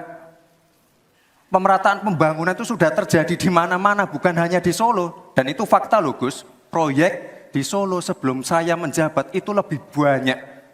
Fakta itu. Terima kasih. Harap tenang, kita akan lanjutkan. Masih lanjut ini. Silakan Pak Muhaimin untuk menanggapi, waktunya 1 menit. Ya, yang saya tanyakan belum dijawab. Tenang. Saya itu tanya tips and triknya agar investasi ataupun proyek-proyek besar bisa di sana.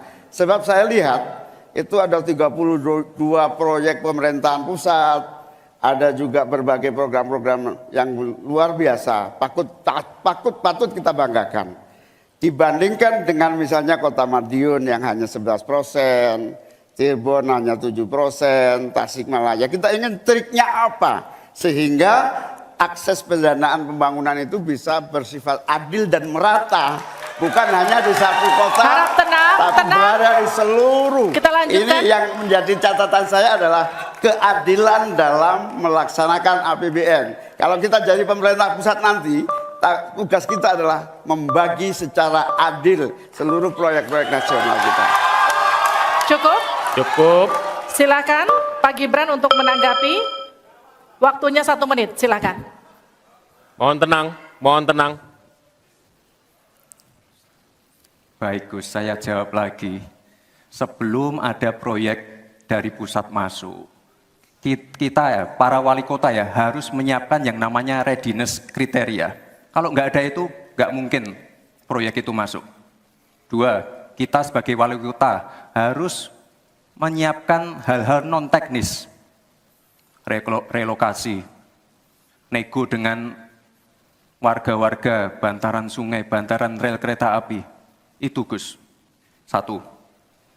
Lalu kita juga harus berkolaborasi, tidak semuanya pakai APBN. Ada yang pakai APBN plus APBD plus dibantu, saya sering dibantu Pak Ganjar, gubernur saya. Ini kolaborasi, jadi tidak semuanya APBN, ini kolaborasi, ada CSR juga, ada BUMN juga, ini kolaborasi. Dan sekali lagi sebelum itu masuk, kami para wali kota menyiapkan readiness kriteria, itu. Jadi ya saya kira ini cukup fair Gus. Ayo mana Baik. pendukung? Tenang. Apresiasinya.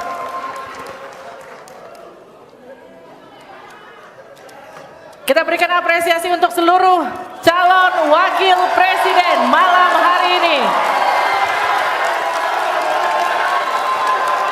One on one, sesi pertama sudah lewat, masih ada satu segmen lagi. Ketika calon wakil presiden bertanya dan berinteraksi dengan calon wakil presiden lainnya. Tetaplah bersama kami di debat kedua calon wakil presiden pemilu 2024.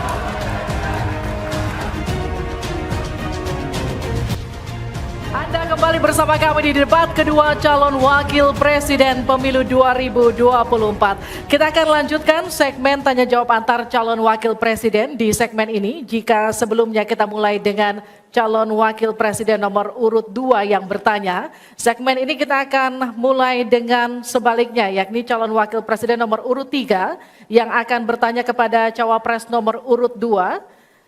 Namun kami akan kembali mengingatkan kepada para calon wakil presiden untuk melakukan tanya jawab sesuai dengan tema debat malam hari ini, yakni ekonomi, kerakyatan dan digital, keuangan, pajak, pengelolaan APBN dan APBD, investasi, perdagangan, infrastruktur, dan perkotaan. Untuk itu kami undang kembali Silakan para Bapak-Bapak. calon wakil presiden untuk kembali menempati podium masing-masing. Kita dengarkan pertanyaan dari Cawapres 3 ke Cawapres 2. Sama rule-nya seperti tadi Pak Mahfud. Waktu Anda kami persilahkan. 1 menit, silakan Bapak. Baik, terima kasih moderator. Anda mengingatkan agar kembali ke tema debat. Karena tadi pertanyaannya itu carbon capture itu nanti debat keempat tanggal 21 Januari. Tapi saya tahu itu kan untuk menghindari tidak adanya regulasi sekarang ini agar tidak lagi terjadi penggundulan karena food estate seperti yang terjadi. Saya sekarang mau bertanya dalam topik ini. Di dalam visi dan misi Anda disebut kalau rasio pajak dinaikkan menjadi 23%. Dalam simulasi kami, angka itu hampir tidak masuk akal. Karena pertumbuhan ekonomi bisa 10. Padahal selama ini pertumbuhan ekonomi 5-6 gitu. Itu kalau Anda bisa menaikkan rasio pajak sampai segitu bisa 10%. Lalu bagaimana Anda mau menaikkan pajak? Orang mau insentif pajak aja orang tidak ngambil. Terima kasih. Assalamualaikum warahmatullahi wabarakatuh. Waalaikumsalam warahmatullahi. Silakan cawapres nomor urut 2 untuk menjawab, waktu Anda 2 menit. Prof Mahfud, yang namanya menaikkan rasio pajak dan menaikkan pajak itu beda. Satu, gimana caranya menaikkan penerimaan pajak atau menaikkan rasio pajak? Saya tadi sudah bilang di segmen sebelumnya, kita akan membentuk badan penerimaan pajak dikomandoi langsung oleh Presiden, sehingga akan mempermudah koordinasi dengan kementerian-kementerian terkait. Itu. Jadi DJP dan Bea Cukai akan dilebur jadi satu, sehingga fokus dalam penerimaan negara saja, tidak akan mengurusi lagi masalah pengeluaran. Lalu sekali lagi digitalisasi penting. Saya melihat di Kementerian Keuangan juga sudah menyiapkan, tapi mungkin aplikasinya masih pada tahap testing and enrichment. Kita melihat sudah ada core tax system yang akan disiapkan. Ini nanti akan mempermudah proses bisnis, mempermudah proses administrasi, memperbaiki pelayanan pajak. Misalnya sekarang nanti ketika sistemnya itu keluar, ketika kita akan melaporkan SPT tahunan, kita tidak perlu lagi mengisi dan menghitung karena sistemnya sudah pre-populated, sehingga tinggal klik, tinggal konfirmasi, selesai. Mempermudah. Lalu untuk masalah pertumbuhan ekonomi, Pak, tadi saya bicara masalah hilirisasi. bicara masalah investasi. Sekali lagi Pak, tadi saya baru bicara masalah nikel, kita belum bicara masalah tembaga, boksit, timah, tembaga, bioetanol, bioaftur, biodiesel. Oh, kita kalau serius ya Pak ya, kita benar-benar bisa menjadi raja energi dunia Pak. Tapi kita harus serius dan harus fokus dan harus ada keberlanjutan dan penyempurnaan. Matur nuwun Prof. Mahfud. Harap tenang, kita lanjutkan. Kita beri kesempatan kepada Bapak Mahfud MD untuk menanggapi. Waktunya 1 menit, silakan Ya, Bapak. Mas Gibran yang terhormat, apa sih perbedaan antara penerimaan pajak dan tax ratio? Anda bicara 23%, 23% dari apa ini? Kalau Anda bicara bahwa beda antara penerimaan pajak dan rasio atau tax ratio pajak. Kan kalau persen kaitannya dengan PDB, apa 23% dari APBN atau apa? Kalau 23% dari APBN itu salah. Karena sekarang aja sudah 82%, dengan tax ratio sekarang hanya 10,5, sumbangan terhadap APBN itu 20%. Saya ingin tanya, 23% itu dari apa? 23% dari PDB atau dari APBN atau apa untuk menaikkan pajak? Hati-hati loh, rakyat itu sensitif kalau pajak dinaikkan. Karena kita sudah berkali-kali nawarkan tax amnesty, juga tidak jelas hasilnya. Kemudian tax pajak itu, insentif pajak sudah ditawarkan oleh pemerintah, benar tidak Pak yang mau? Karena diperas-peras juga jadi alat nego di kantor pajak. Nah oleh sebab itu ini harus jelas, 23% dari apa selesai. Silakan. Harap tenang. Masih lanjut, Tenang, kita masih lanjut. Silakan. Pak, yang saya klarifikasi tadi adalah tax ratio dan menaikkan pajak, Pak. Itu beda. Kita ini tidak ingin berburu di dalam kebun binatang. Kita ingin memperluas kebun binatangnya. Kita tanami, binatangnya kita gemukkan. Artinya apa? Membuka dunia usaha baru. Sekarang NPWP, yang punya NPWP ini baru 30%. Artinya apa? Kita harus melakukan intensifikasi dan ekstensifikasi. Saya tahu pasti pada negatif thinking, kita tidak akan memberatkan UMKM yang di bawah omsetnya 500 juta, pajaknya 0. Pengen modal 200 juta, kur, tanpa agunan, nggak ada yang memberatkan, Pak. Terima kasih. Baik. Baik. Harap tenang, kita lanjutkan. Tenang, kita lanjutkan. Kali ini saya akan mempersilahkan untuk calon wakil presiden nomor urut 1 untuk memberikan pertanyaan ke calon wakil presiden nomor urut 3, Bapak Muhaimin Iskandar. Waktu Anda untuk bertanya adalah 1 menit. Saya persilakan. Terima kasih Pak Mahfud yang saya hormati. Pemasukan negara itu salah satunya adalah dari kepemilikan lahan yang luas. Banyak kepemilikan lahan yang berlebihan. Akumulasi kekayaan hanya di segelintir orang dan selalu menjadi topik yang belum pernah selesai sampai hari ini. Pertumbuhan ekonomi yang tinggi hanya dinikmati oleh segelintir orang karena akses kepemilikannya juga terbatas. Pemerataan menjadi kata yang tidak bermakna. Maka saya ingin pendapat Pak Mahfud, bagaimana mewujudkan keadilan sosial dimulai dari pemerataan kepemilikan tanah, akses dan lahan.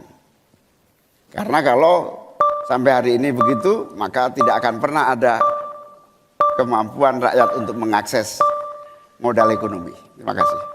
Baik, silakan Pak Mahfud untuk menjawab. Waktu Anda untuk menjawab 2 menit, kami persilakan Bapak. Cak Imin, itu diskusi sudah lama. Sejak zaman Bung Karno itu dulu mengeluarkan undang-undang land reform, redistribusi lahan itu tadi. Yang sampai sekarang itu tidak jalan meskipun undang-undangnya masih berlaku. Kenapa? Lagi saya katakan, ini pada aparat, pada kedisiplinan kita, pada penegakan hukum kita. Itu masalahnya sebenarnya. Coba sekarang ini, kalau data yang pernah saya dengar dari Pak Prabowo beberapa tahun lalu, 1% penduduk menguasai 75% lahan.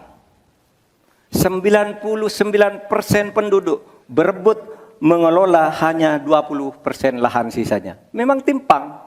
Oleh sebab itu upaya-upaya pemerataan itu harus terus dilakukan. Nah caranya, saya sebelum masuk ke caranya tadi, caranya tentu kita lihat fakta yang ada di lapangan. Betapa sekarang ini banyak lahan itu diperoleh secara kolusi yang tidak jelas. Saya pernah dikritik, Pak kenapa ini pemerintah ini sekarang kok lahannya tidak jelas? Diserahkan ke orang semua, rakyat tidak kebagian. Saya tanya, mana daftar lahan? Saya minta ke Kementerian Pertanian. Oh ini dibuat tahun sekian, ini tahun sekian, ini tahun sekian, tahun sekian. Saya tahu di mana masalahnya dan siapa yang membuat ini. Ini yang harus ditertibkan. Apalagi sekarang lahan-lahan ini tiba-tiba diduduki orang. Diduduki orang sampai puluhan tahun, negara diam aja. Bahkan mau diberi ampun. Kemarin itu, diberi pengampunan pajak. Saya bilang, ini harus pidana, masuk. Itu dia menguasai tanah 22 tahun tidak bayar pajak lalu diberi ampun asal mulai baik-baik kembalikan seandainya pajak. Tidak bisa, saya bilang. Nah sekarang dia ini sudah masuk pidana dan sudah inkrah. Nah itu saya kira jalan yang keluarnya itu kedisiplinan kita menegakkan aturan. Itu saja saya kira jawaban yang menurut saya simpel dan tepat, selesai. Baik, silakan Pak Muhaimin untuk Tenang, memberikan tenang. Kita tanggapan dari jawaban Pak Mahfud tadi. Terima kasih. Yang disampaikan Pak Mahfud kurang satu hal saja, yaitu harus ada political will, kemauan politik yang sungguh-sungguh, sekaligus memanfaatkan instrumen hukum yang memadai. Saya ingat debat Pilpres 5 tahun yang lalu, ada komitmen untuk membagi lahan dengan menggunakan land reform dengan istilah, menurut waktu itu kita istilahkan dengan distribusi kepemilikan lahan. Sehingga yang ingin saya tegaskan dari jawaban Pak Mahfud tadi adalah instrumen hukum harus dipakai secara optimal, diikuti dengan kemauan dan kesungguhan politik, bukan hanya retorika politik. Oleh karena itu agar tanah-tanah yang dikuasai oleh segelintir orang terdistribusi dan rakyat ikut menikmati, terutama untuk lahan-lahan pertanian yang lebih produktif. Terima kasih. Silakan langsung ditanggapi Pak Mahfud, waktu Anda. Ya, memang begitu kan dari program yang kami lakukan, kita akan melakukan redistribusi tanah. Dulu dalam 5 tahun terakhir ini bahkan ada kan pembagian tanah untuk rakyat agar merata. Lalu ada 1 juta sertifikat. Setahu saya 1 juta sertifikat itu memang sudah dibagi, tetapi itu untuk mereka yang memang sudah menempati tanah itu. Menempati itu lalu diberi sertifikat. Lahan yang lain itu belum dibagi terhadap orang yang belum punya. Nah itulah yang akan kita kerjakan besok dalam rangka redistribusi tanah itu. Itu betul Pak Muhaimin, betul 100% bahwa masalahnya political will. Di antara political will yang paling penting itu adalah penegakan hukum. Political will untuk menegakkan hukum itu adalah kuncinya. Aturannya semua sudah ada, tapi kemudian bocor di mana-mana, tidak jalan di mana-mana. Banyak tanah orang tidak pernah dijual, tiba-tiba dirampas orang lain dan dia tidak berdaya. Nah itulah masalahnya, Cak Imin. Selesai. Tuntas. Terima kasih. Kita lanjutkan. Tenang. Tenang. Kita lanjutkan. Sekarang adalah waktu untuk cawapres nomor urut 2 bertanya dengan cawapres nomor urut 1. Bapak Gibran Rakabuming Raka, Anda dipersilakan untuk bertanya kepada Bapak Muhaimin Iskandar. Waktu bertanya 1 menit, saya persilakan. Baik, terima kasih. Karena Gus Muhaimin ini adalah ketua umum dari Partai PKB, saya yakin sekali Gus Muhaimin paham sekali untuk masalah ini. Bagaimana langkah Gus Muhaimin untuk menaikkan peringkat Indonesia di SGIE? Terima kasih. SGIE. Cukup Bapak? Bapak Gibran cukup? Cukup. Baik, silakan. Bapak Muhaimin untuk menjawab, waktu Anda menjawab 2 menit, kami persilakan. Terus terang SGIE saya nggak paham. SGIE itu apa? Tenang. Stop. Ada lagi pertanyaan atau ini waktu Anda untuk memberikan jawaban, waktunya 2 menit. Oke. Kalau Anda menggunakan untuk bertanya, waktu akan habis. Tidak apa-apa? Tidak apa-apa karena Oke. saya tidak pernah mendengar istilah SGE itu. Siap. Kami persilakan. Di stop, kita alihkan ke Pak Gibran. Waktu Anda 1 menit. 1 menit. Baik, Gus, kita kan sedang fokus mengembangkan ekonomi syariah, keuangan syariah. Otomatis kita harus ngerti juga masalah SGE. SGE itu adalah State of Global Islamic Economy. Misalnya sekarang yang sudah masuk peringkat 10 besar adalah makanan halal kita, skincare halal kita, fashion kita. Nah, itu yang saya maksud, Gus. Dan ya mohon maaf kalau pertanyaannya agak sulit ya, Gus. Terima kasih. Harap tenang. Tenang. Mohon kerjasamanya. Waktu Anda, Pak Muhaimin, 1 menit untuk menanggapi. Terima kasih.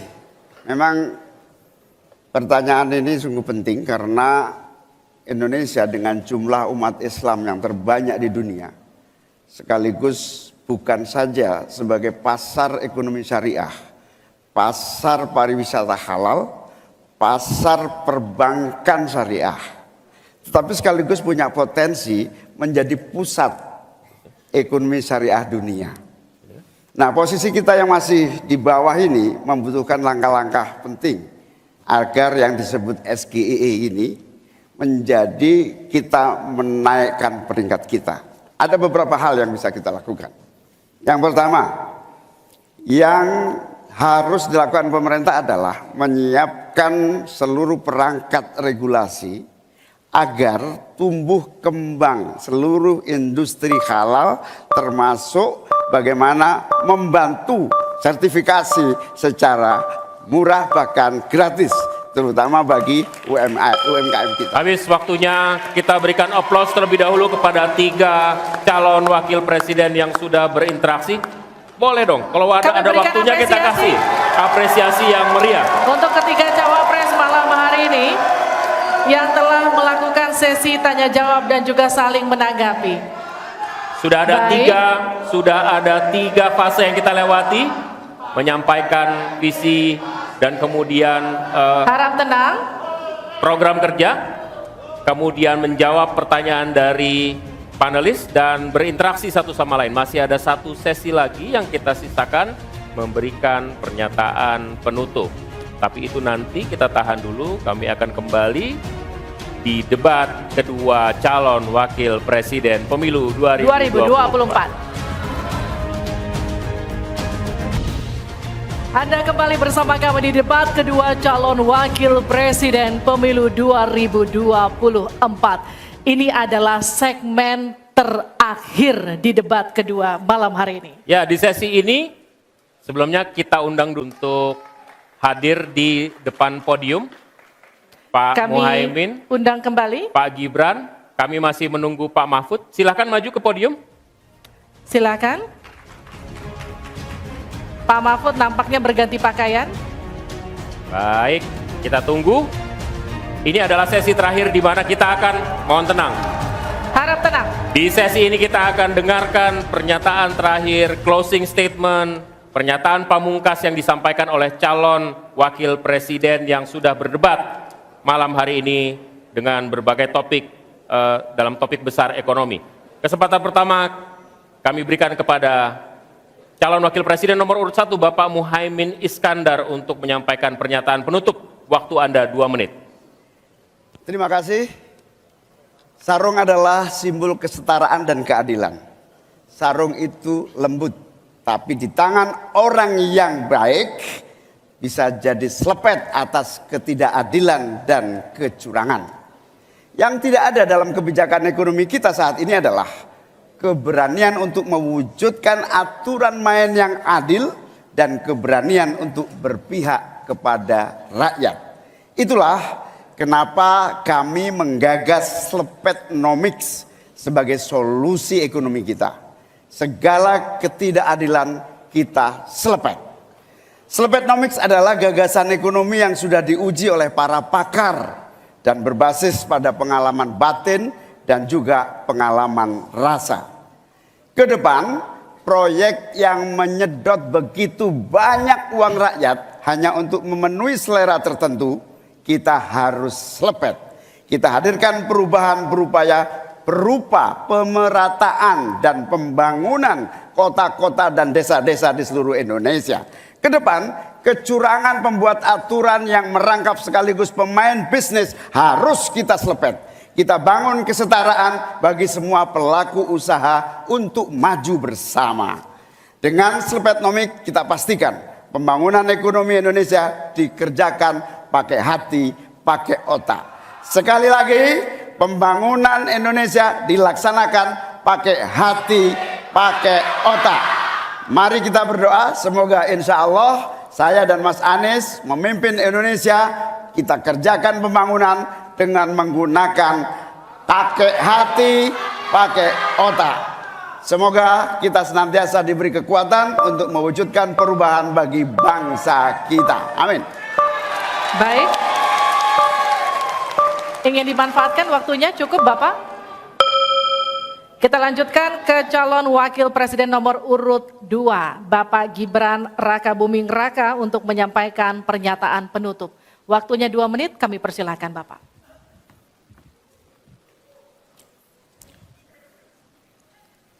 Indonesia ini negara besar.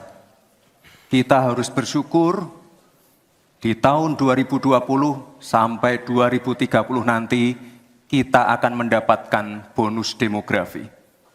Saat itulah sebagian besar penduduk kita ada pada usia produktif.